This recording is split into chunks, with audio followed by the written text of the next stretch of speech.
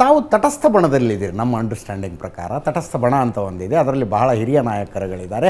ಆದರೆ ತಟಸ್ಥ ಬಣದಲ್ಲಿರೋರಿಗೂ ಭಾಳ ಸ್ಟ್ರಾಂಗ್ ಲೈಕ್ಸ್ ಆ್ಯಂಡ್ ಡಿಸ್ಲೈಕ್ಸ್ ಇದ್ದಾವೆ ನಮಗೆ ಗೊತ್ತಿರೋ ಪ್ರಕಾರ. ಸರ್ ಈಗ ತಾವು ತಮ್ಮ ಏನು ಒಲವು ಯತ್ನಾಳ್ ಕಡೆನಾ ವಿಜೇಂದ್ರ ಕಡೆನಾ ಆ ಥರ ಕೇಳೋದಿಲ್ಲ. ನಾವು ವಿಜೇಂದ್ರ ಪರವಾಗಿದ್ದೀರಾ ವಿರುದ್ಧವಾಗಿದ್ದೀರಾ? ಸರ್ ನಾನು ಒಂದು ಮಾತು ಹೇಳಲಿಕ್ಕೆ ಇಷ್ಟಪಡ್ತಾ ಇದ್ದೇನೆ.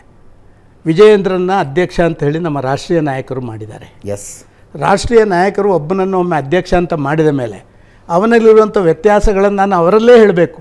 ನಾನು ಇಲ್ಲಿ ಕೂತ್ಕೊಂಡು ಮಾತಾಡೋದಲ್ಲ. ಅವರು ಅಧ್ಯಕ್ಷ, ನನ್ನ ಪಾರ್ಟಿಯ ಅಧ್ಯಕ್ಷ ವಿಜಯೇಂದ್ರ.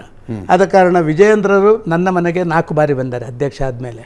ಪ್ರತಿ ಬಾರಿ ಬಂದಾಗ ಕೂಡ ಅವರಿಗೆ ಅವರೆಲ್ಲ ತಪ್ಪುಗಳನ್ನು ಎತ್ತಿ ತೋರಿಸುವಂಥ ಕೆಲಸವನ್ನು ಅತ್ಯಂತ ಪ್ರಾಮಾಣಿಕವಾಗಿ ನನ್ನ ಮನಸ್ಸಿಗೆ ಸರಿ ಅಂತ ಅನಿಸಿದ ರೀತಿಯಲ್ಲಿ ನಿಮ್ಮ ಹೋಮ್ ಆಫೀಸಲ್ಲಿ ಬಾಗಿಲು ಹಾಕೊಂಡು ಮಾಡಿದ್ದೀನಿ ಅಂತ ಹೇಳಿದರೆ ಅವರು ಕೂಡ ಭಾರಿ ನೊಂದುಕೊಂಡು ಹೋಗುವಲ್ಲಿವರೆಗೂ ನಾನು ಮಾತಾಡಿದ್ದೀನಿ. ಅಂದ್ರೆ ಬೈದಿದ್ದೀರಿ ಅಂತ ಅರ್ಥ ಅಲ್ಲ.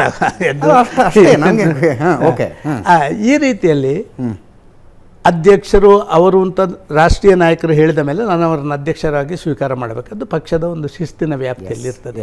ಆದರೆ ಅವರು ತಪ್ಪು ಮಾಡಿದ್ದನ್ನು ಒಪ್ಪಿಕೊಳ್ಬೇಕು ಅಂತಲ್ಲ. ಅಲ್ಲ, ಕರೆಕ್ಟ್. ಹಲವಾರು ತಪ್ಪುಗಳು ನಡೆದಿದೆ ಈಗಾಗಲೇ. ಅದನ್ನು ನಾನು ಕೇಂದ್ರದ ವರಿಷ್ಠರಿಗೆ ಹೇಳುವಂಥದ್ದನ್ನು ಹೇಳಿದ್ದೀನಿ. ಅದರ ಮೇಲೆ ಅವರು ಸರಿಯಾದ ಮಾಡಬೇಕು. ಆದರೆ ಬೀದಿಗೆ ಹೋಗುವವರು ಉಂಟಲ್ಲ, ಅವರನ್ನು ನಾನು ಖಂಡಿತ ಸುತರಾಮ ಒಪ್ಪುವುದಿಲ್ಲ. ಈ ಹಂತದಲ್ಲಿ ಯಡಿಯೂರಪ್ಪನವರು ನಿರ್ವಹಿಸಬಹುದಾದ ಜವಾಬ್ದಾರಿ ಏನೂ ಇಲ್ವಾ ಇದನ್ನು ತಣ್ಣಗೆ ಮಾಡೋದಕ್ಕೆ? ಅನ್ಡೌಟೆಡ್ಲಿ ಕರ್ನಾಟಕದ BJP ಅತಿ ದೊಡ್ಡ ನಾಯಕರು, ಅತ್ಯಂತ ಜನಪ್ರಿಯ ನಾಯಕರು, ಇಷ್ಟು ವರ್ಷ ಅಂದರೆ ಸೈಕಲ್ ಮೇಲೆ ಓಡಾಡಿ ಪಕ್ಷ ಕಟ್ಟದವರು. ಸರ್, ಖಂಡಿತವಾಗಿ ಯಡಿಯೂರಪ್ಪರಿಗೆ ಸಾಧ್ಯ ಇದೆ ಅಂತ ನನ್ನ ಅನಿಸಿಕೆ. ಯಡಿಯೂರಪ್ಪರು 2 ಬಣಗಳನ್ನು ಸರಿ ಮಾಡಲಿಕ್ಕೆ ಸಾಧ್ಯ ಇಲ್ಲ. ಆದರೆ ಅವರ ಮಗ ಮಾಡುವ ತಪ್ಪನ್ನು ಸರಿ ಮಾಡ್ಬೋದು ಅವರು. ಅದನ್ನು ಕೂಡ ಮಾಡುವಂಥ ಕೆಲಸ ಕಾರ್ಯಗಳನ್ನು ಅವ್ರು ಮಾಡಬೇಕು. ಅದು ನನ್ನ ಮನಸ್ಸಲ್ಲಿ ಈಗಲೂ ಕೂಡ ಇದೆ.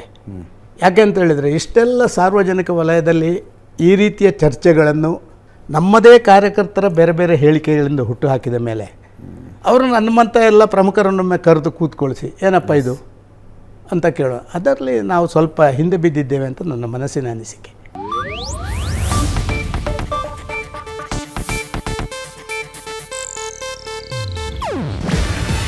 ಇದು ಏಷ್ಯಾನೆಟ್ ನ್ಯೂಸ್ ನೆಟ್ವರ್ಕ್ ಪ್ರಸ್ತುತಿ. ನೀವು ನೋಡ್ತಿದ್ದೀರಾ ಏಷ್ಯಾನೆಟ್ ಸುವರ್ಣ ನ್ಯೂಸ್.